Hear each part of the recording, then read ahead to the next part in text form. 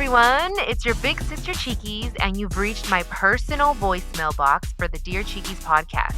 I'm here to give you advice on anything and everything you need help with, whether you're going through a breakup or having issues with your family, or maybe you have a question about my personal life. Whatever the case is, I want to hear from you. Remember, these are my thoughts and my opinions, and if you're suffering from a serious issue or hardship, you should seek help from a qualified professional.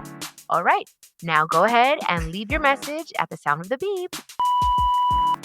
Hi, good morning, Chiquis. My name is Edna. I am from Houston, Texas, pero soy más mexicana de Tamaulipas, pero he vivido toda mi vida aquí desde los 6 años. But anyway, I wanted to reach out to you porque, and my question is going to be the following.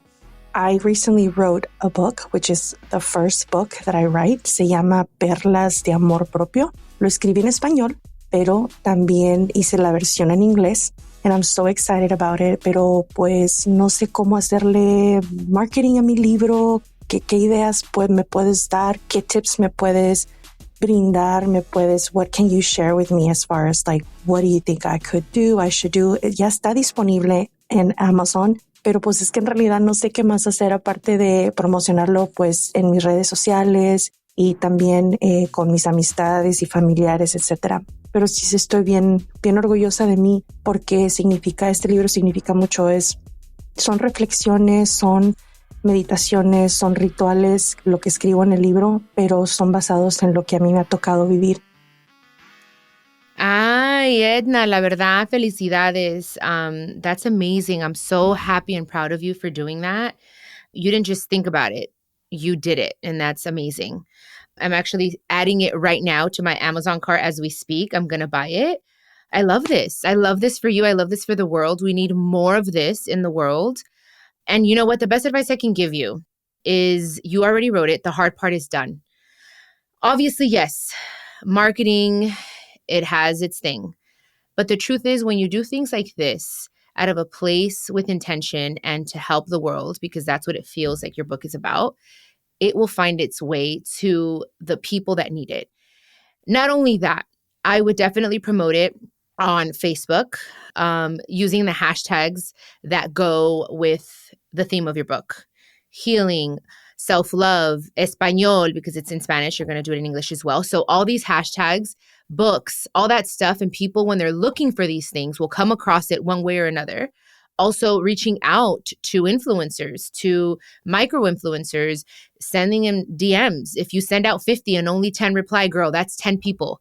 Like the more you send it out to people, the better. Like just say, hey, I would love to send you my book. Please give it a little read. It's about such and such. And obviously you have to know who you're sending it to. Like people that read, are they into self-love, into beauty and wellness and all that stuff? I think all that is very important. So you have to do your research. But again, no pierdes nada en mandando un mensaje, quizás no te contesten, quizás sí, quizás nunca lo suban, but you're doing your due diligence and you're doing what you need to do on your end. So again, send it out to 100 people, and if freaking 20 respond, that's already a win, babe. So I'm going to buy it, and I promise you that as soon as I get it, I will post it. Because I think that's beautiful, and I can't wait to see what your book is all about. And here it is. And it's getting to my house in 3 days. So I'm excited. I'm excited for you. I'm excited for the world to read the book. And that's my best advice for now. And also going to book fairs and just asking if you can be there. Like, ask Google, honestly, how can I get my book into people's hands? And it'll give you a bunch of tips. And whatever feels natural to you, you do that. But that's my advice. And again, I'm very happy and proud of you. You go, girl. Hey, self-love. We love that. Okay, guys, next question comes from Liz. My husband was deported in September. He was working. He has a tree company service here in Texas, which I've been managing it with his brother. But honestly, it's been so hard, like financially, like even to like live here. My husband is in Mexico City working a construction and whatnot. I don't know, lately, like I've been thinking, like, what if I just like move over there with my kids? We have 3 kids together. My family's really, like my parents are so against it. However, my kids do cry for their dad a lot. I think one of the reasons my family's against it was because we were really rocky before he even got pulled over. He was pulled over at a freeway and taken to jail and then, moved over to ICE. So I think one of the main reasons we were rocky, we were fighting. But I don't know. I have faith that God can restore our marriage, and we are kind of talking about it and stuff. But I'm just so I don't know. I don't know what to do. I need, I guess, non-biased advice from somebody to kind of, I don't know, just maybe like a friend be like, hey, you're doing the right thing or you're doing the wrong thing. Like, I plan my kids on being homeschooled for the year or two that I might be living there. I don't know, help. Oh, my Liz, I can hear how this is tormenting you emotionally and mentally, and I get it. And thank you for trusting me to give you advice. I know this is a very delicate situation, and I'm so sorry that that happened to your husband, to your family. It's just so sad and so disappointing, to say the least, with everything that's going on. But that's a whole other conversation. I'm glad he's okay. I'm glad he's safe. I'm glad that he has a job.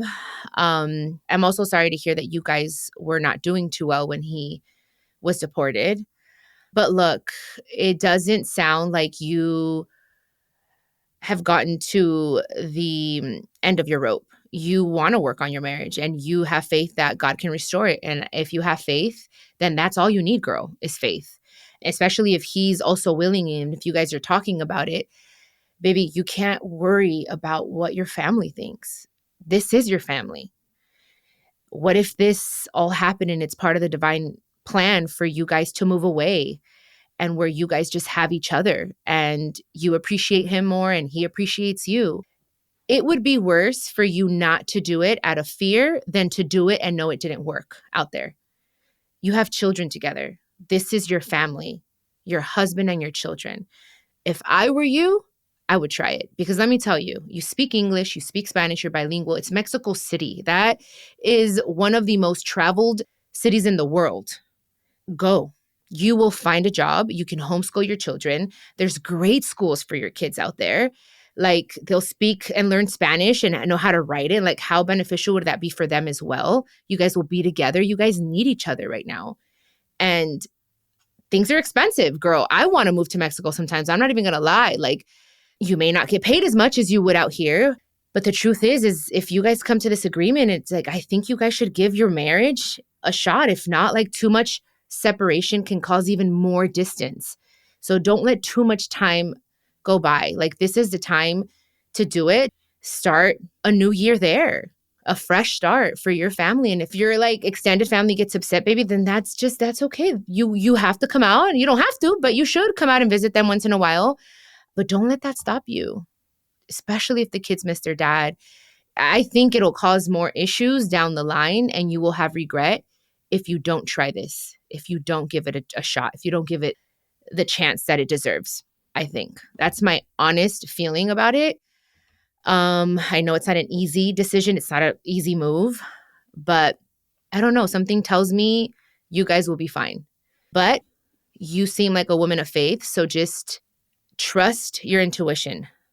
Put to the side everyone else's opinions and ask your heart, what do I really want? Do I miss my husband? Do I want to hug him? Do I want to take my kids to him? Do I feel better when he's around? That's going to give you your answer. Trust that, babe. I hope it all works out. Please keep us updated. I want to know what you decided, because yes, I am nosy. Okay? Wishing you all the best, Mamacita.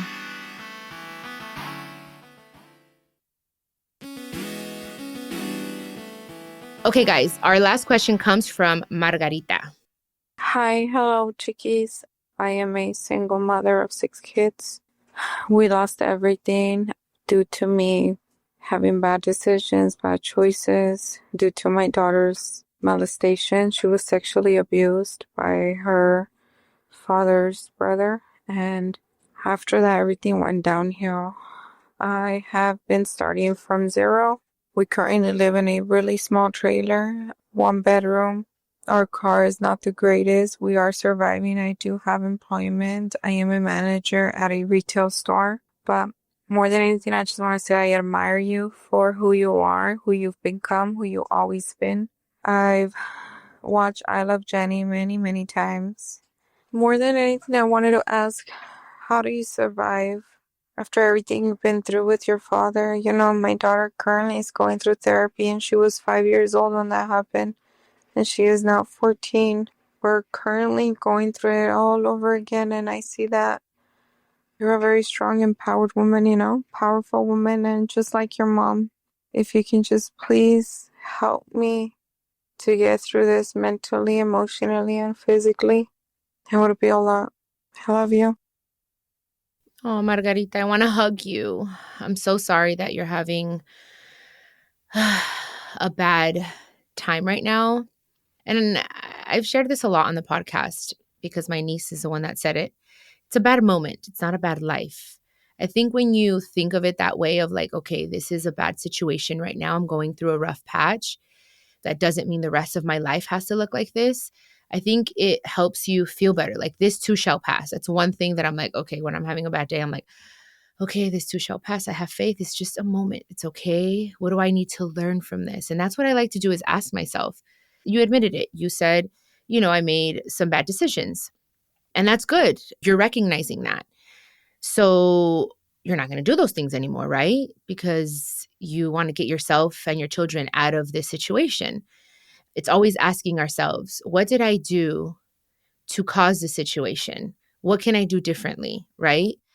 And about your daughter, I am so sorry.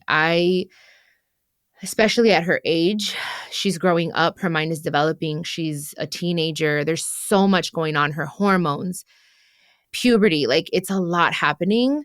So just know that that is also playing a role. I'm glad that she's in therapy. That's the best thing that you could do for her. If you guys are able to do therapy together, I hope you are. If not, please do it. It's going to help you as a mother because you're probably going through guilt and thinking, oh my gosh, I didn't protect her. You know what I mean? Like that's what my mom felt for a long time. She's like, oh my goodness, I'm the one that chose this man and he did this to my daughters. I'm also guilty of it. So she went through that a lot. So if you are not in therapy, please get yourself into therapy because it's really going to help you. And just know the therapy will definitely give her clarity and give her the tools, hopefully, that she needs to get through this. And she will. She will. And you have to have her back on this. And don't overcompensate because this happened to her. That's one thing I love and appreciate from my mother is that she never treated me like a victim. She's like, this happened to you and you're a victim of this, but you're not a victim. And that's not going to define you. We're going to use this for something positive. As ugly as it was, we're going to use this to help other people. And that just changed everything for me. We don't understand why things happen in the world, why certain things happen to children, like why this kind of stuff continues to happen. I'll never understand it. And I'm like, God, the only thing that makes me feel better is like, okay, now I have this platform. Even if I didn't have this platform, I probably would have become a psychologist, something to help other people and help them through what I've been through. So maybe ask your daughter. I mean, she's still young, but like she'll understand it later. Maybe not right now, but later in her life, she's going to understand, okay, this happened to me. For whatever reason, there's no excuse, right? For what happened. And it sucks when it's family and someone so close, even more because it's so confusing. So please do me a favor and give your daughter a hug for me. Tell her that I understand that she's not alone. And just tell her that with time and when she becomes a woman, she'll have more clarity. And it doesn't make her less of a person or less of a woman because this happened to her. She's still beautiful. She's still worthy. She's still very valuable. And this is not going to define who she's going to become in the world. And you have to speak those words of life to her and tell her que yo le mando un fuerte abrazo. And I'm so sorry. I'm praying for you, for the kids, for your family. Like, girl, all you have to do is you need to get on your knees and you need to pray. You need to pray. And it's like, what is a prayer going to do, girl? When you pray with all of your might and all of your faith, I'm telling you, it does move mountains. It really does. Even if it's just emotionally in the moment for that day, that's all you need is that day of like, okay, I got through the day. Do the same thing over and over. And then one day you're going to just realize, oh my gosh, opportunities are coming because you're setting your intentions. You're attracting these things by putting your best foot forward, which is praying and faith and hope and not losing those things. Because in places of darkness, people tend to do that. They just dig themselves deeper into darkness instead of just reaching for the light and doing all those things that make you feel good. Probably not at the moment, but eventually it will. Margarita, thank you. Thank you for trusting me enough to give you advice. I'm sending you guys love, Edna and Liz as well. Thank you guys for taking the time to leave your questions. I promise you, I may not always have the right answers or all the answers, but I always tell you guys what I'm feeling and from my experiences. And I always, always, always have your best interest at heart, for real. Like, I talk to you guys as if you were my sister, my best friend. So I hope I'm able to help and keep us updated. And if you have a question about anything that you're going through, I'm here like a big sister, like a best friend, like I just said, like a homie. I'm not a doctor, I'm not a counselor, but I've been through a lot of shit. So I can definitely give you good advice. So please leave your question at speakpipe.com/Chiquis and Chill podcast. Hasta la próxima. This is a production of iHeartRadio and the My Cultura Podcast Network. Follow us on Instagram at My Cultura Podcast and follow me, Chiquis, that's CHIQUIS. For more podcasts from iHeart, visit the iHeartRadio app, Apple Podcasts, or wherever you listen to your favorite podcast.